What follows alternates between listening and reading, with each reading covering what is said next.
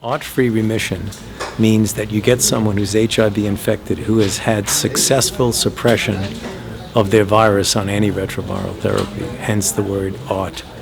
If you want to discontinue the ART to make sure that the virus does not rebound, that's something that has been a very important topic of discussion.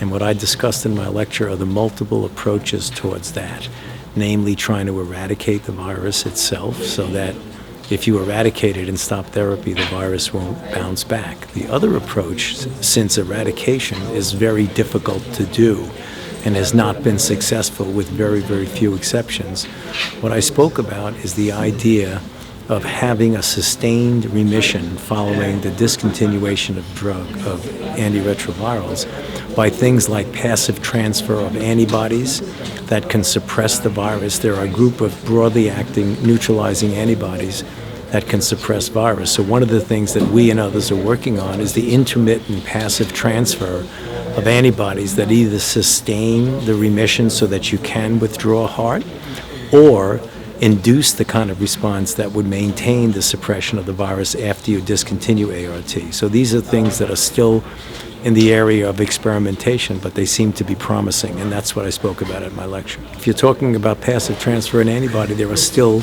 ongoing studies that are being done that maybe in the next couple of years we'll be able to determine if it actually works. I don't like to use the word functional cure because it confuses people when you use that terminology. So that's the reason why I like to use the terminology art-free remission. Because when you say cure means you've actually really cured, and then when it bounces back in a year, you say, well, what happened to the cure? Well, if you use the word art-free remission, if someone then rebounds, you could say the remission lasted for a couple of days. When you say cure means indefinite. So a lot of this is not indefinite.